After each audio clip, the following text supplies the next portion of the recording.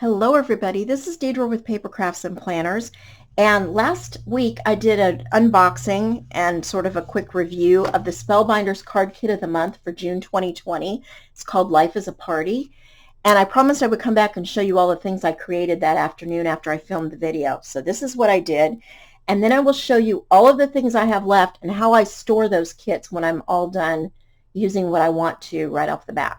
Okay. So I've done like 14 different cards. I think this one's really cute. This uses the die that came with it, which is a gorgeous die. And these little wonky circles came out of the circles of the flowers. It's really cute.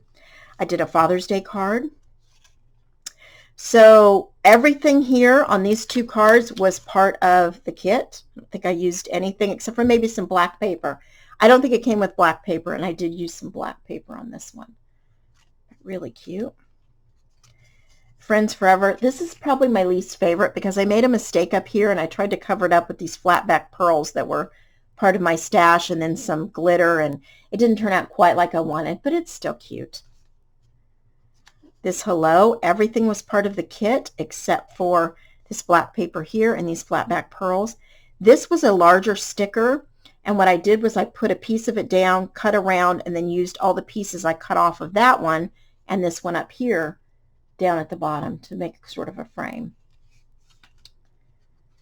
Here's another one. Together Time. Better Days Are Coming. They're called Saturday and Sunday. I thought that was cute. I love this paper too. So that's my black paper and then a little piece of clear washi that I used at the top. I thought just added a nice touch. And then this is a card base I already had cut in this yellow color that I thought looked really good with it. I pre-cut a lot of card bases out of cardstock when I have maybe an 8.5 by 11 piece that I've used half of it, and so the remainder I do that. Okay, these two houses were part of the little cardstock pieces that came with it.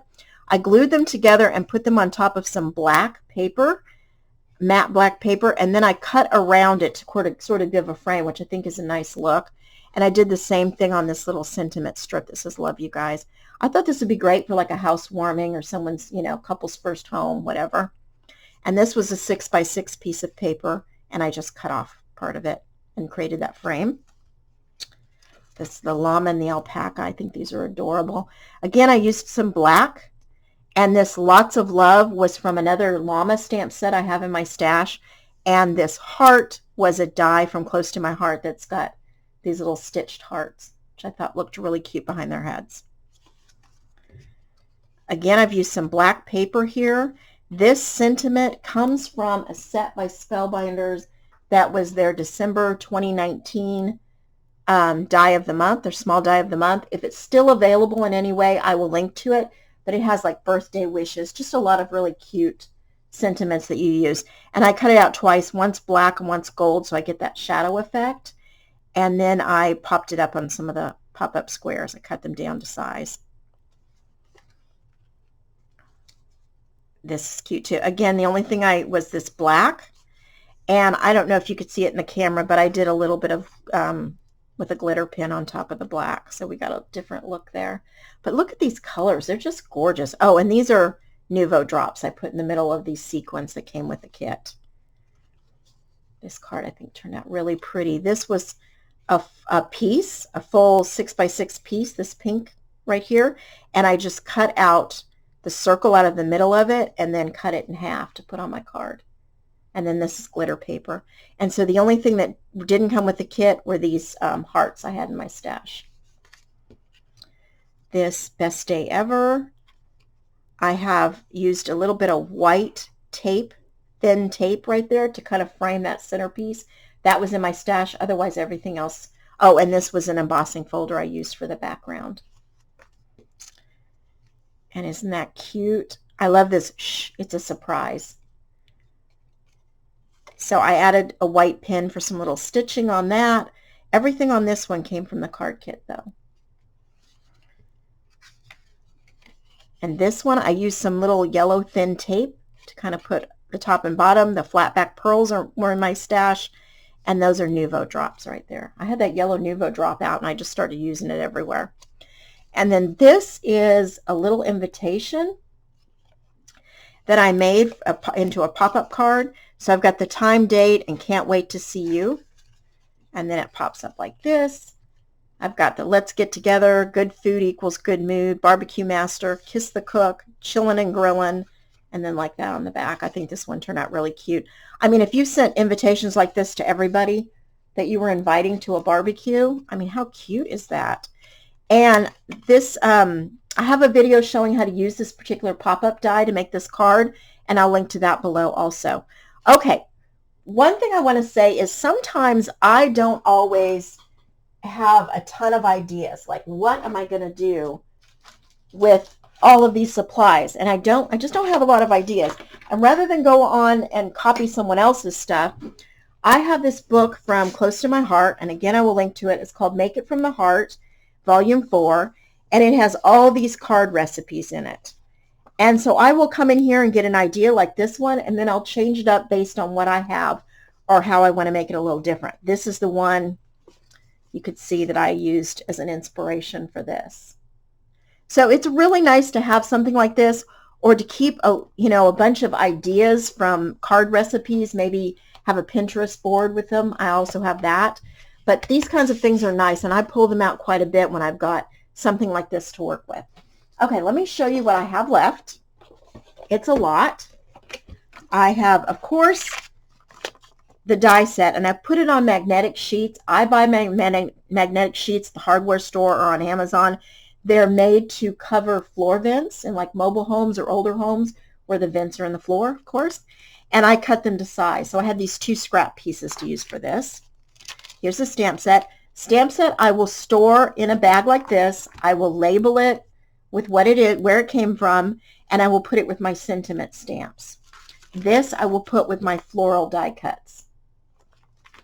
Okay, this, I have a ton of paper left. This will go in a little baggie. I will label it with where it came from, and I will most likely put it with my summer themed, because to me this spells out summer with the chillin' and grillin' and all that kind of stuff. So that's what I'll do with that.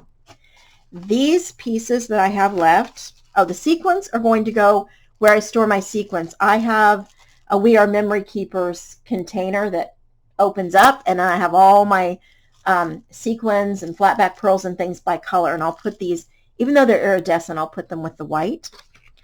These pieces here I will cut up into different shapes, different sizes. I keep because I'm primarily a card maker, if it's big enough that I can make one card base out of, I'll do that first. Then I will cut it into the different layers that go for cards, and I will keep them by color. So this is my greens. I start with 4 by 5 1/4, because a standard A2 size card front is 4 1/4 by 5 1/2 when it's closed like this.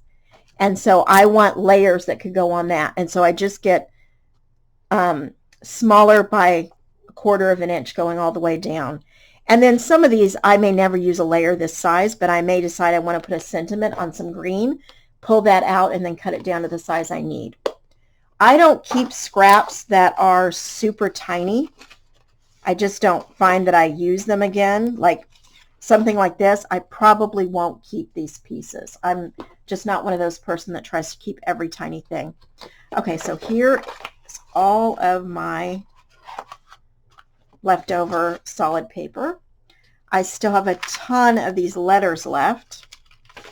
I will put them in some kind of a bag or container, and then I will put them with where I store all of my letters, my thickers, my sequins letters, and things like that.